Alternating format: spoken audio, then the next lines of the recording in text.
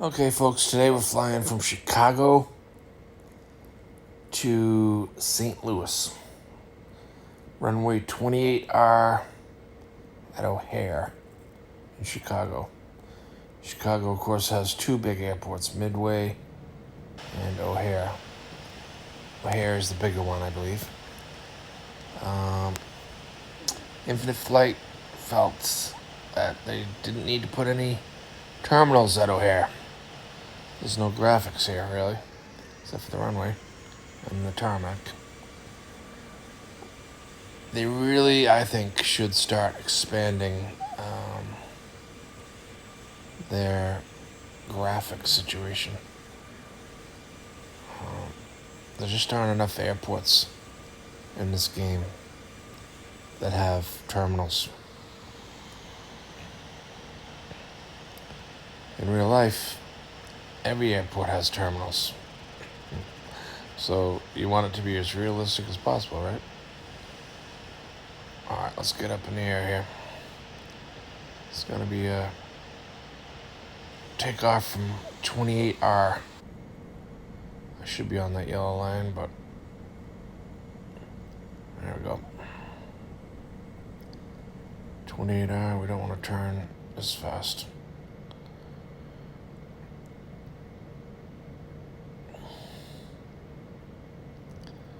Alright, center line.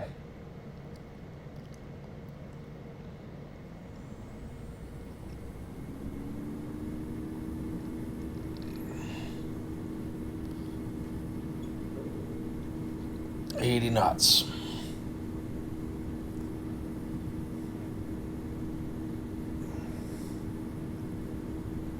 Rotate. Got a little crosswind there. Positive rate gear up. Flaps to 0.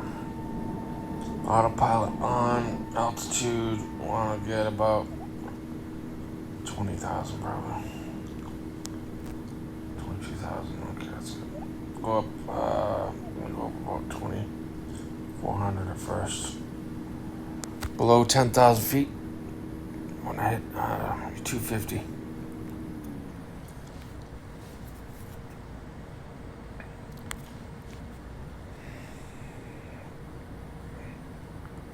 I took off runway 22L. I'm about to do 22R. Oh. This actually worked out better here. I usually do my flight plans after I take off, which is kind of weird. You know what? Let's do one where can we land that's closer.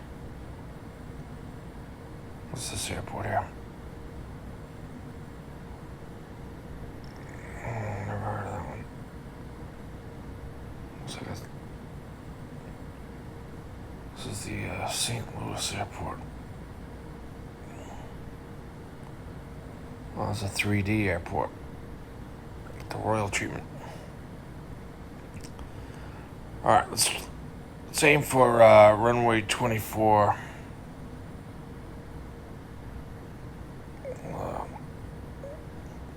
Runway 24 at the St. Louis airport.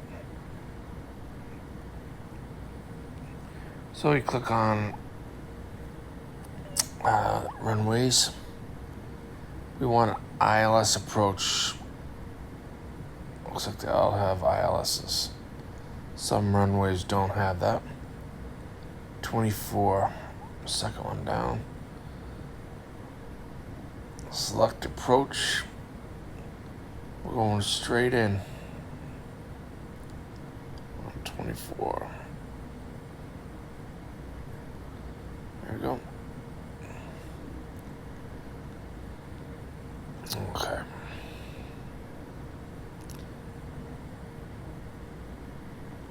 I've been having trouble with the approach mode. If you've seen in past videos a couple times, the approach mode did not work on the landing. So, I'm trying to figure out what the heck I'm doing wrong, or I have a feeling it's just something with this particular plane in Infinite Flight. Although I don't know, I think after this flight, if it doesn't work, I'm gonna switch to to a different type of plane. This is the 737-800. I'll try the 700, which is a little smaller. Alright, I'm going to crank the speed up. You're supposed to do that at 10,000, or you're supposed to wait till 10,000, but we'll just say I got special permission from air traffic control. Estimated time to the destination. I can't even read that. That's another thing about this game is the numbers are so small. 32 minutes.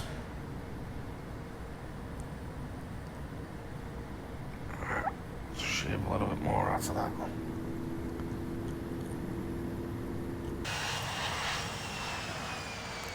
It's nice weather today. Flying.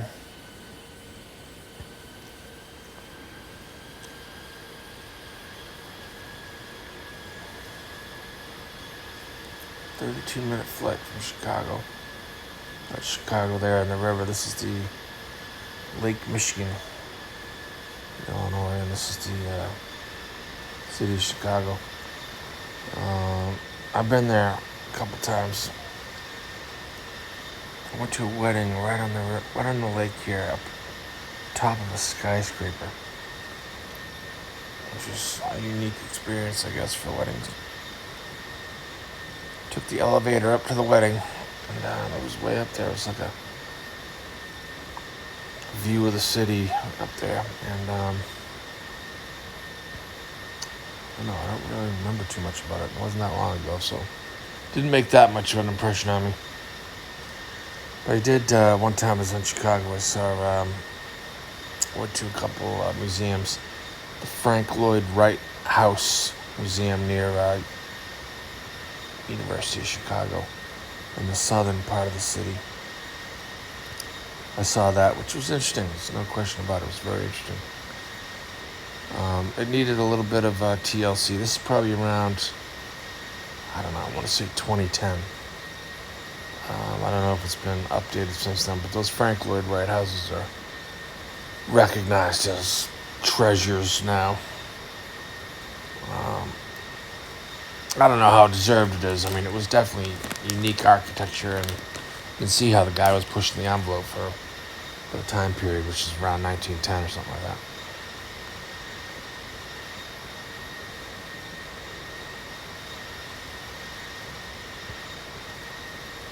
But after all, it's just one little building, and you can see all these. Look at all these zillions of buildings down here. You know, how many of those buildings did the people care about the architecture of it? My guess is, in the last few decades, not too many.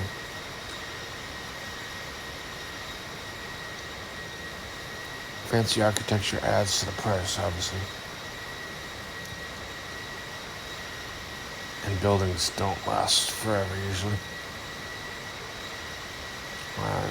It's amazing how in Illinois you leave the city area and it's just endless farmland. When I was in the Air Force, I was stationed in Chanute Air Force Base, which doesn't, they closed that one. But that area, Illinois, in the southern part of Illinois, is just flat and endless. It's just really sad. So I think it was right down this highway here. Yeah, probably. Right near Urbana, Champaign, which is where the University of Illinois is. And that's quite an experience being from the Northeast and all of a sudden, you know, being in an area that's so flat with farmland, and you can see all the farmland here from the sky.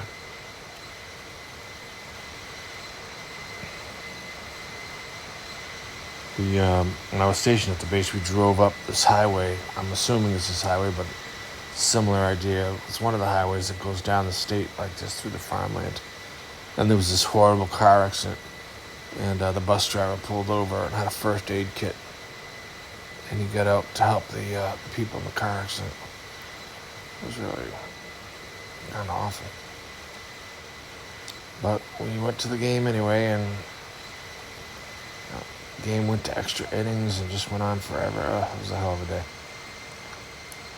It was a 13-inning game back in 1992.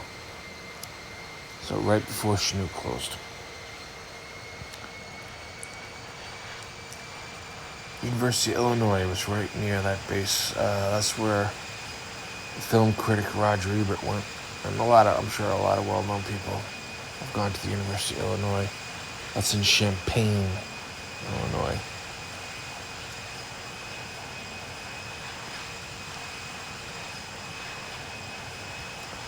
All right, here we go. We're moving along.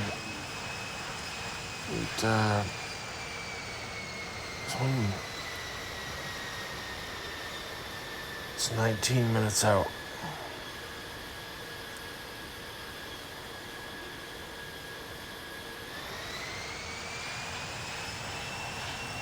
I'm going to try to just quicken the flight by overspeeding, but of course we'll never do that. Except to make these videos a little more expeditious. You should watch them on 2 times speed. 2 times speed will make them go twice as fast. And maybe there's something you'll pick up that'll make you a better pilot.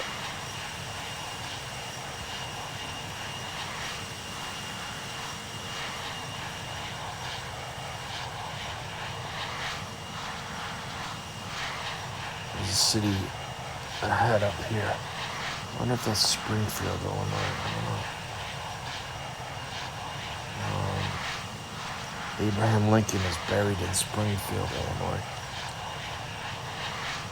Oh, those are fast. Those a little unstable here.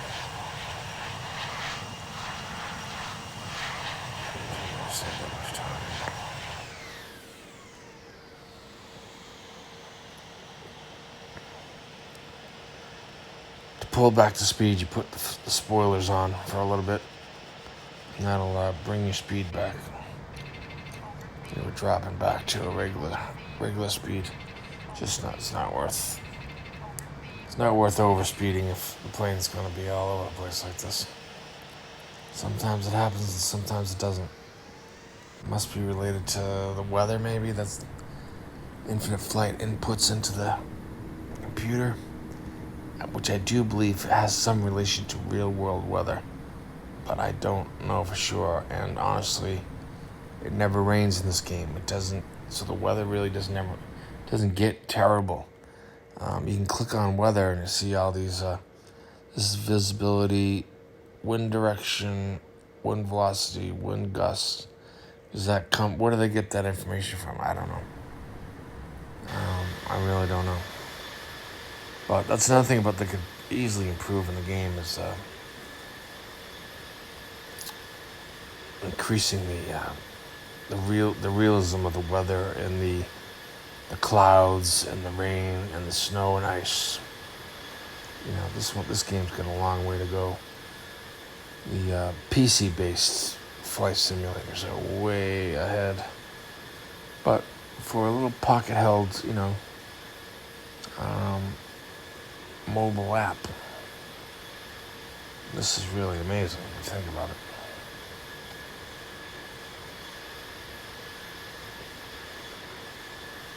Certainly I've gotten a lot of fun out of it over the years. I think I first started using Infinite Flight in 2014 and 2015, in that era. And you can only fly a few small regions around the world. Really just North America and Hawaii. Small regions, I mean, you could go from Miami to Tampa and Tampa to Miami, but you couldn't fly to Jacksonville, Florida. It was very, very small area. And then they went global after a few years, and that was a really big deal. So it has been updated over the years for sure. I mean, this is I've seen some updates, but I just feel like it's time for more updates. I admit I don't know what goes into making these, but I just don't understand how some airports can be so graphically detailed, and then an airport like Chicago's O'Hare Airport has no graphic detail at all. No graphic detail at all. I mean, I just don't get it, you know?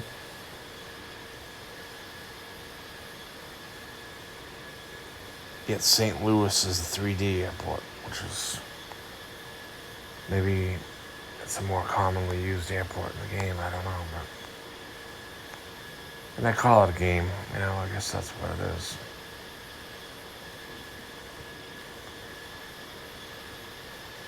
Runway 24. Alright, next waypoint is in 11 minutes. So hopefully you skipped ahead or you're on 2 times speed right now. Or if you just want to sit here and chill out. I'm not going anywhere, I'm just flying my plane.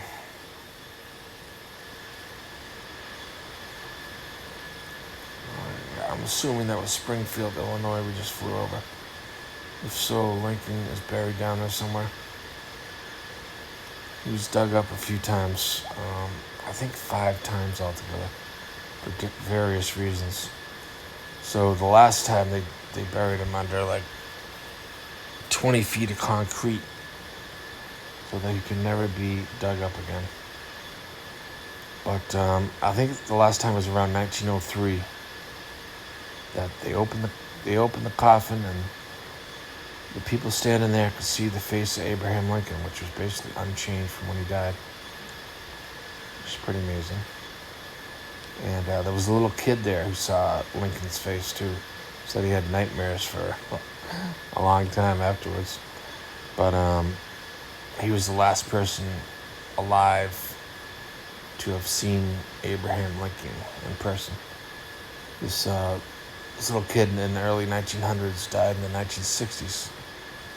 So the last person to see Abraham Lincoln with his own eyes died in the 1960s. It's a pretty morbid topic, but Abraham Lincoln is buried in Illinois, Springfield, Illinois.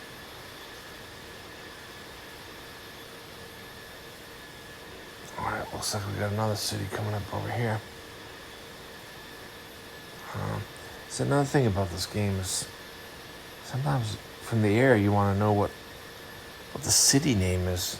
Now, you usually can figure it out if you... Oh, this is Springfield up here. That's the Springfield Airport. Okay, so where's that? Springfield Airport. So this must be Springfield.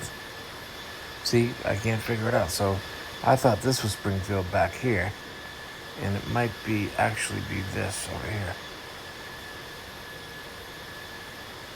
Or actually the airport's over here. So that would be nice if there was a way, maybe a different, I know this is a flight planning map, but maybe a different map that could have the city names, so you knew you were looking at when you were in the air. Sometimes, unless you know the area, it's just, you're just not going to know what you're flying over. And it does make the game more interesting to know where you're going. Alright, we got 8 minutes to the next waypoint.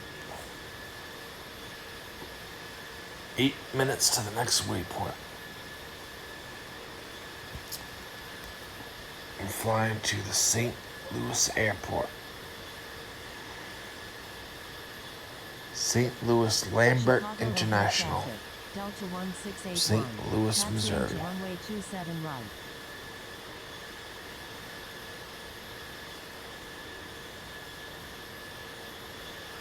Charles Lindbergh flew the Spirit of St. Louis from Roosevelt Field in America to, I think, Paris. That's the longest flight. I was watching a documentary on that the other day. That aircraft had no window, had no forward window. I think it had a side window. So, in order for Lindbergh to just look out of the plane, Chicago O'Hare traffic. you would have to use a Delta periscope. 1681 is taking off It runway just seems 28 crazy to right. me. There must be a reason for that. Well, really strange. So, if you ever want to research that, the Spirit of St. Louis needed a periscope to look forward. Can you imagine taking off without being able to look forward?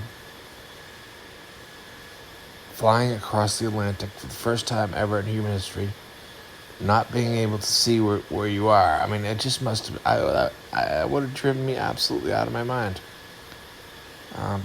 He was a hero then and still is for doing that. Jeepers creepers. You have to be a special person to withstand that amount of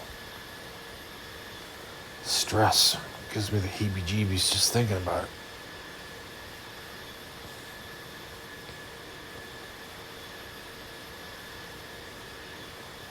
Roosevelt Field must be in New York.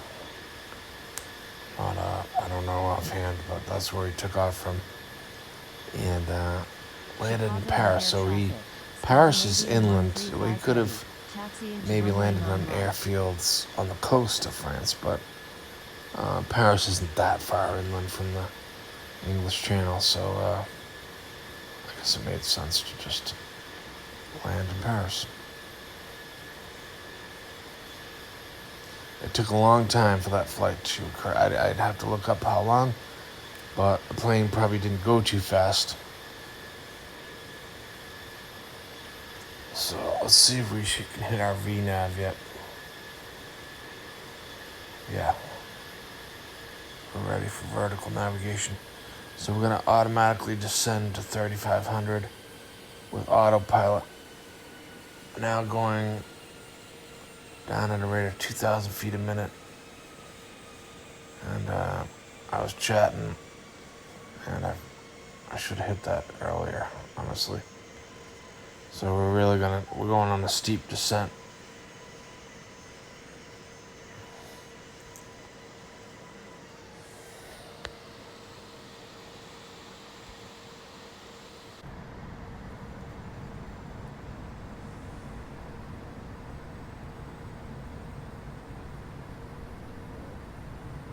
Well, there's plenty of time to get down,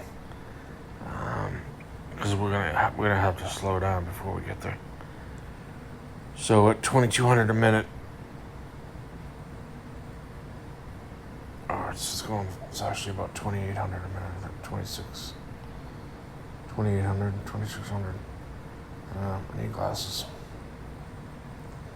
All right, coming down at 19,000 and falling 339 knots.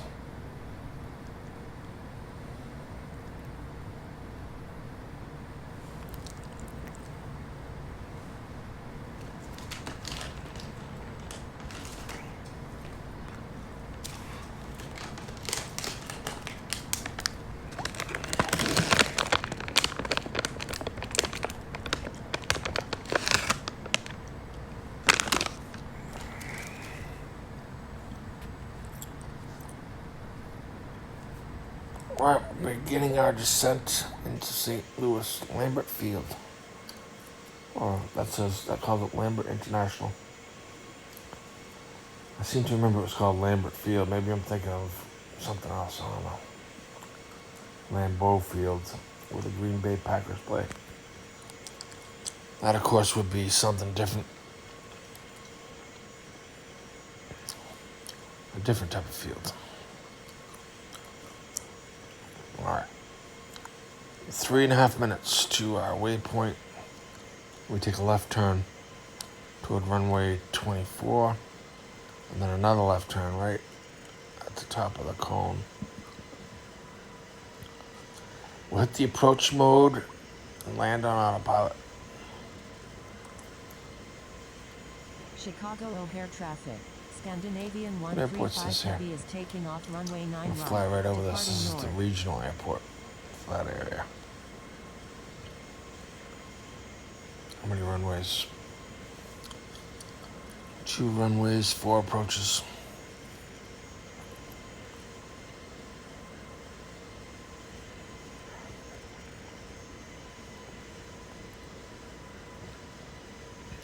I flew into St. Louis once in my life, for real.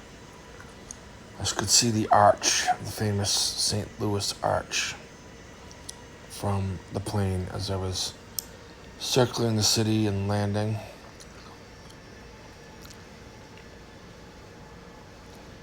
It was really cool to see that.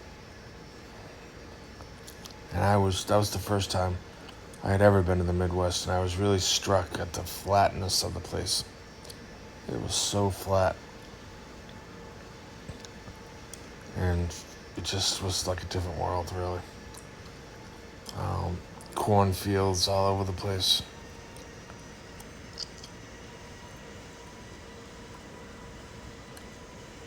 I'm not saying it was a bad thing. It's a bit of a culture shock, I think, when you go from the populated Northeast Boston area to, a cornfield in the Midwest. It's striking.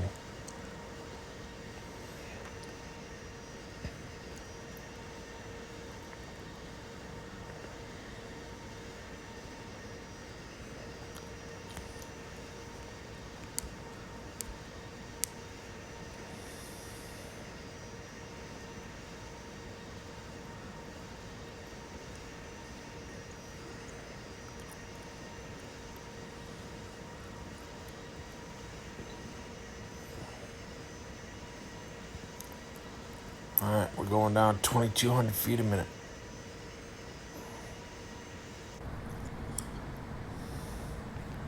Huh. Now we're going below 10,000. Of course, normally you would reduce your speed to 250 knots, but I'm not going to do that yet. I'm going to wait a little while here.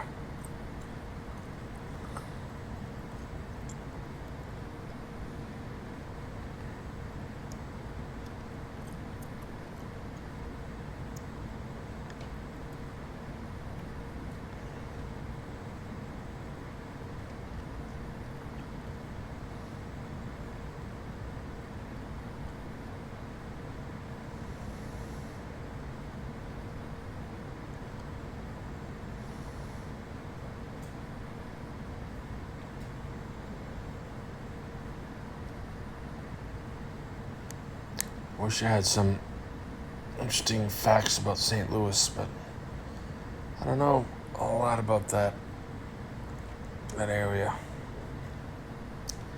I did recently read a book on Jesse James, and he was from Missouri.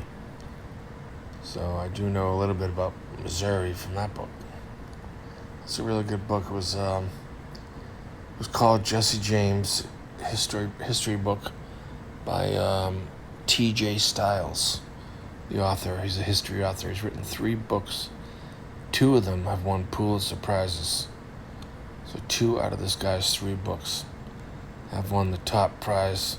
One was for biography for, I think it was Vanderbilt. I read that one too. And the other one was for history for Custer's trials, or the other way around. One was for history, one was for biography. But one was for General Custer, and one was for Cornelius Vanderbilt. They were both really interesting books. All right, I'm going to pull back on the speed here. But the point being is that it's a good history of Missouri, that Jesse James book. There were some flaps to slow down. Notice I slowed down to, got it going down to 190. That's so I can pick up the ILS. When you get down to 3,000 feet, you got to be under 3,000 feet and less than 190 knots. 199 knots, really, 200 knots to get the ILS. This must be the Mississippi River. or Missouri River. Must be the Missouri River.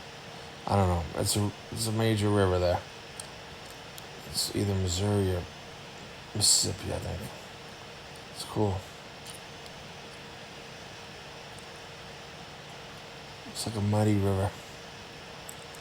In the old days, they take the steamboats down this river. It's like an intersection of two rivers here.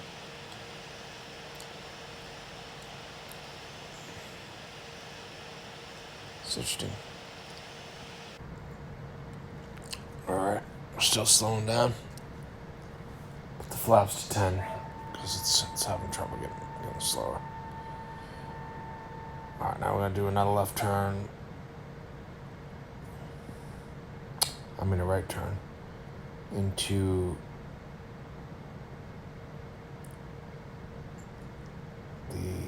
the final approach to the airport.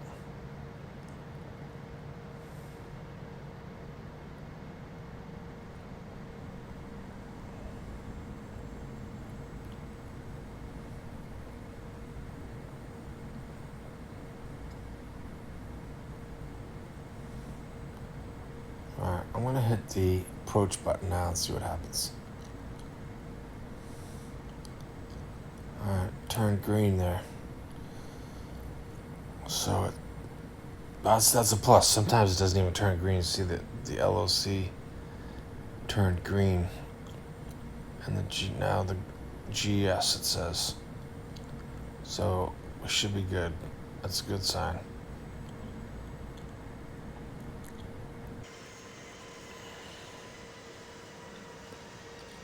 Drop the gear.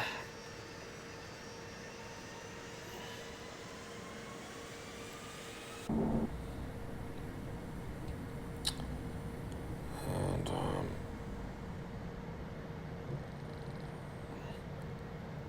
lower the speed to 140.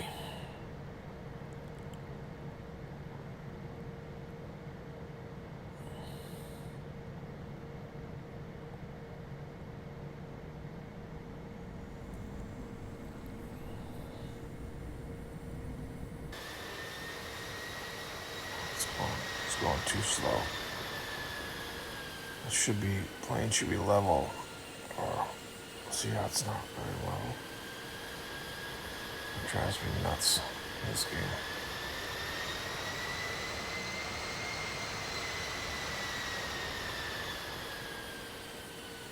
It's better. 150.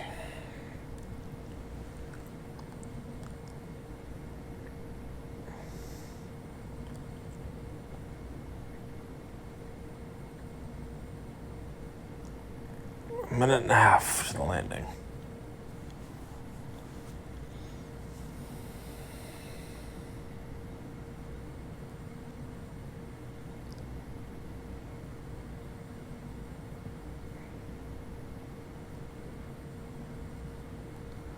Do auto brakes, so change the spoilers over here to armed. 1,000. So the gear's down. We're gonna put some more flaps on in a second. Oh, we're looking good for the landing.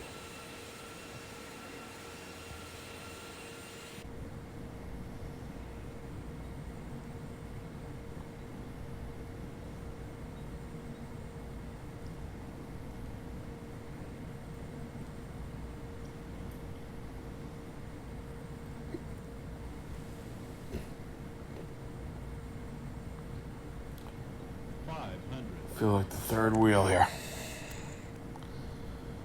Two guys are gonna land before I will. Alright. Let's pick the view for the landing. It's always good to try new views. They give you a ton of options, so this view is kinda cool.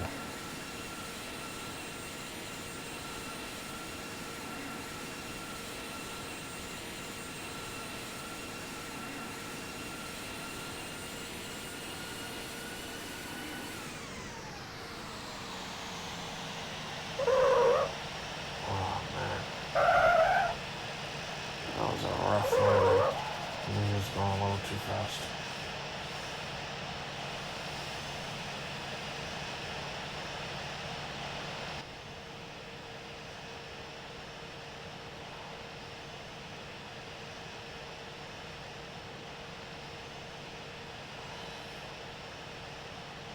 Well, this airport has some buildings, which is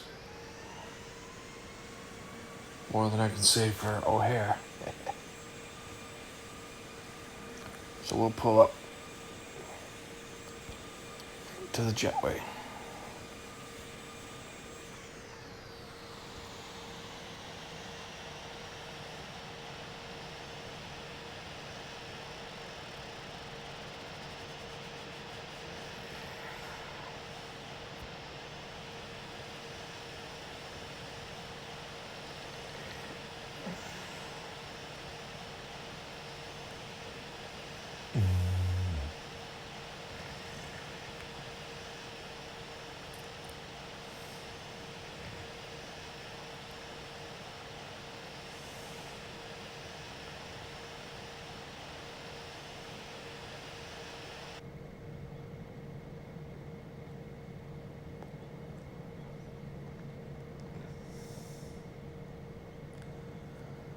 Normally I could talk to a ground controller to figure out where to park, but this game needs, it's time to make some improvements here. Especially, I think it's $10 a month. You know, it's time to improve some things. They do have a radio option, but nobody responds to you. So what's the point? So I could, use it, but nobody's gonna talk to me. And right now, I gotta park. So, all right, just gonna park right here. Now, when you're parking here, you might want to use different views. Coming in hot.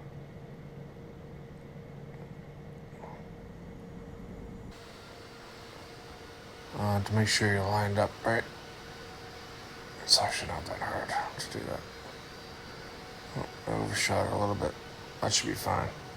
Now, in order to get the jetway out for the passengers, you gotta shut your engines off. And you have to shut the lights off. Oh, not the main battery, but the lights. And then you hit ground services and passengers, and the jetway will start coming out to the plane. It'll extend out. This one's got a ways to go. It's kind of cool watching it extend like that. Oops. A building there. Alright. There it goes. Extending out.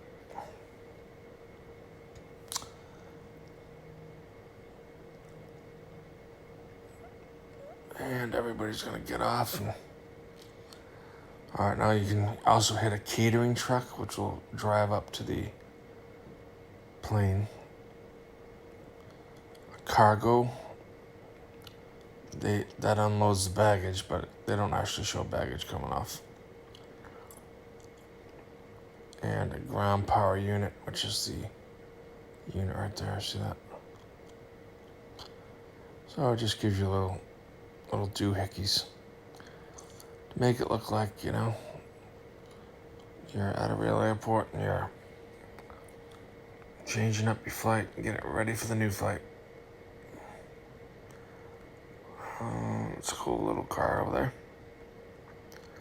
Alright, that's it from St. Louis, Missouri. Y'all have a good day.